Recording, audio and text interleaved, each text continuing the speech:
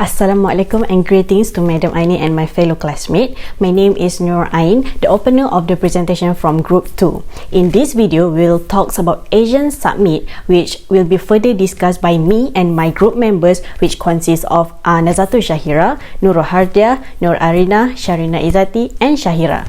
During this presentation, some of the content that will be discussed are the introductions of Asian Summit, factors of the establishment, the parties involved, cases discusses, and recommendation. Starting with the background of this event, Asian Summit is a conference or meeting held by the Asian members to address the local and global issues that affect the countries of Southeast Asia. In this conference, the leaders will discuss and solve the problem together. For example, the leaders will discuss and touch on the topics such as the growth of terrorism, the situations for the global and regional economies, women's empowerment, migrant labor, climate change, unemployment, and poverty. Through this summit, they try to find the solutions together. Besides, the summit is also recognized as the highest governing body of Southeast Asian nation. The Asian Summit Conference usually will be held twice a year at a period to be selected by the Asian Summit Chair itself, but with the agreements of other Asian member states. Generally, this meeting will be hosted by the member state of the Asian Chairmanship.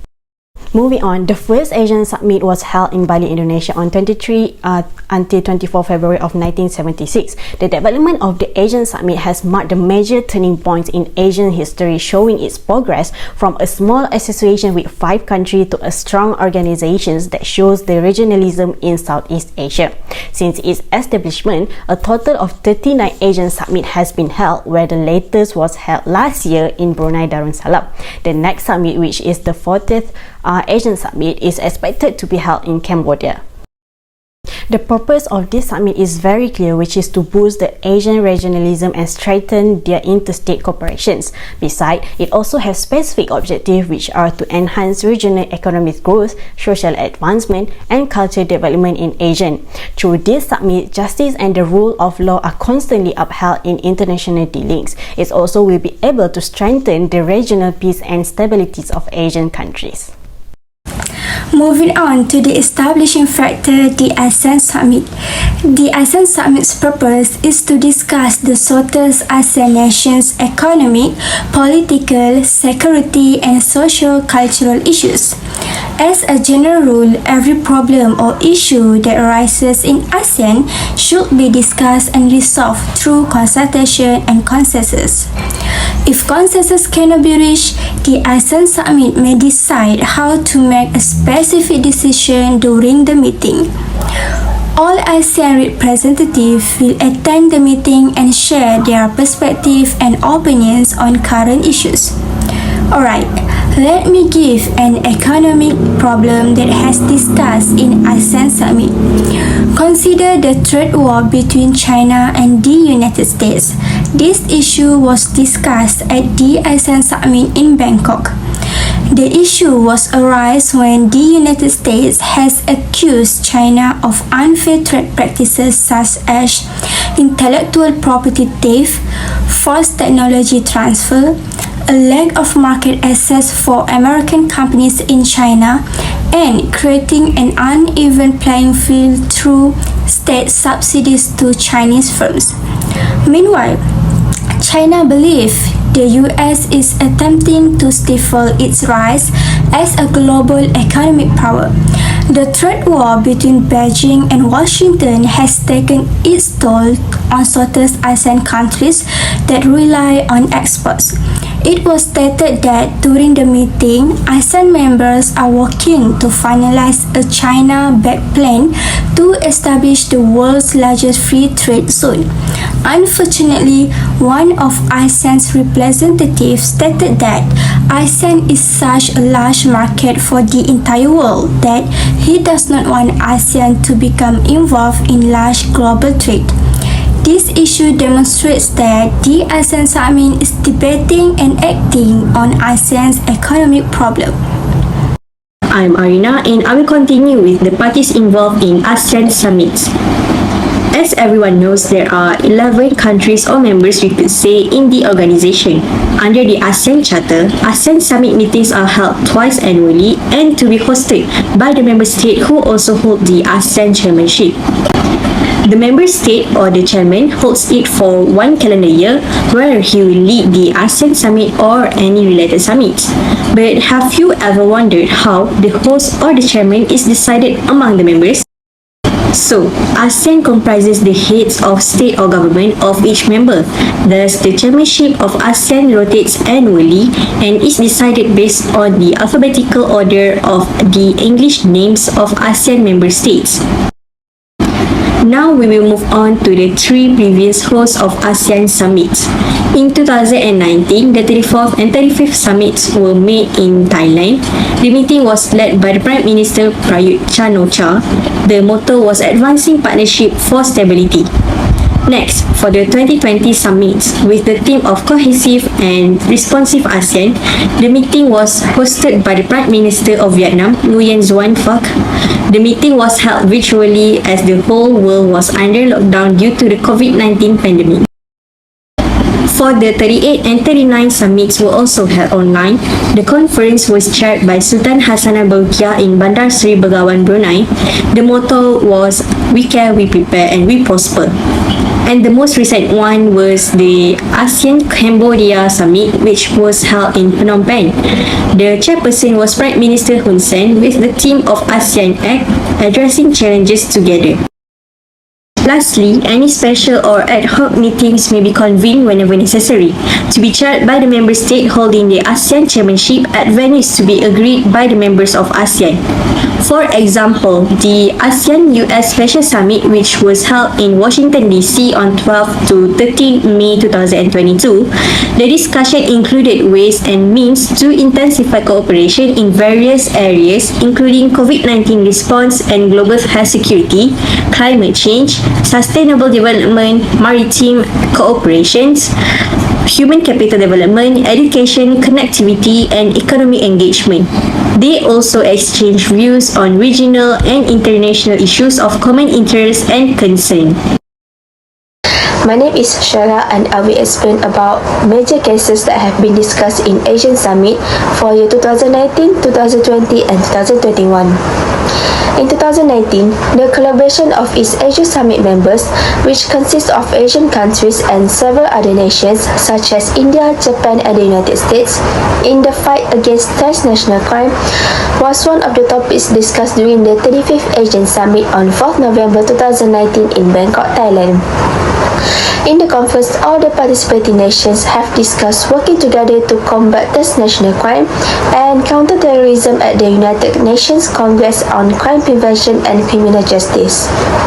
All the participating nations have pledged to adopt a variety of actions to combat the crime, including boosting national efforts to combat and prevent transnational crime, particularly in the context of legislation, law enforcement, regulation and border security. Next, in 2020, Cooperation on Asian Outlook on the Indo-Pacific, which is being led by the Prime Minister of Vietnam with the cooperation of Japan, was one of the issues discussed during the 37th Asian Summit. The purpose of this review is to encourage external partners to collaborate with ASEAN to undertake practical cooperation on the 4 major areas highlighted in the AOIP, while also offering recommendations for ASEAN's involvement in the Asia-Pacific and Indian Ocean regions. Several actions have been taken to ensure that the objective is achieved, including promoting initiatives, increasing collaboration, and utilizing the Asian-Japan mechanism and the Asian Need mechanism to completely and effectively implement the Asian-Japan Revised Implementation Plan. And lastly, in 2021, the cooperation between Asian nations and 3 other countries, namely China, Japan and South Korea regarding cooperation in mental health among teenagers and young children, was one of the topics discussed at the 38 and 39 Asian Summits, which were held in Bandar Seri Begawan, Brunei on 27 October 2021. All participants in the conference agreed to take preventive steps to lessen the detrimental effects of mental illness on society and the local economy, including stepping up efforts through the APT mechanism to raise awareness of mental health, reduce stigma associated with mental illness, and provide emotional and support psychology. My name is Sharina Izati and I will be presenting few recommendations for the cases that had been discussed in the ASEAN Summit. For combating the transnational crime, firstly, ASEAN must identify cooperation and encourage national efforts to combat and prevent transnational crime, including in legal, law enforcement, and regulatory. Secondly, ASEAN should promote a wider understanding amongst the participating countries of the involvement nature of the transnational crime threat. Thirdly, we must encourage closer cooperation with relevant international organizations, including the United Nations Office on Drugs and Crime and the Financial Action Task Force (FATF). Fourthly, all participating countries should enhance cooperation to combat the money laundering.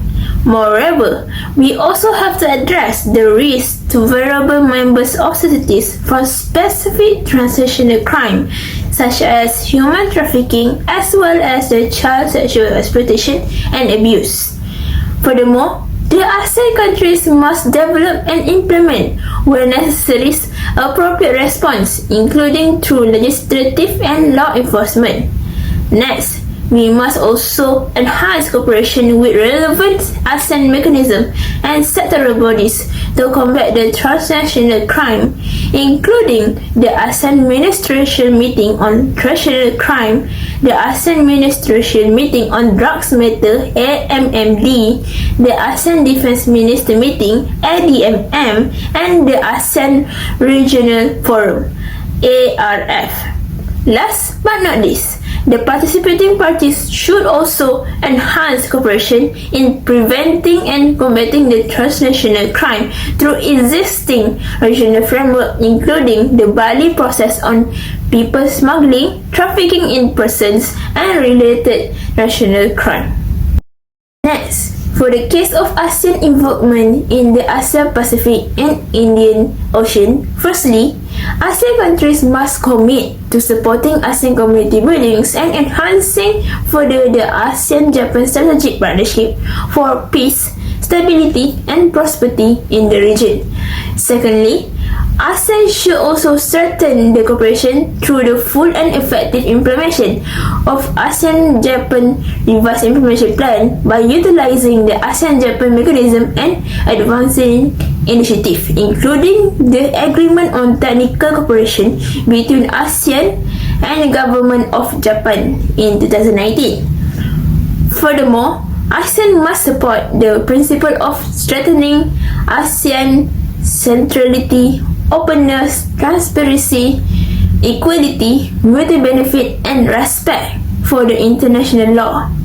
Lastly, all participating countries should reinforce the ASEAN-Japan strategic partnership through enhanced practical cooperation and synergy in the four areas as outlined in the ASEAN Outlook on the Indo-Pacific (AOIP). Finally, recommendation on mental health for adolescents and young children.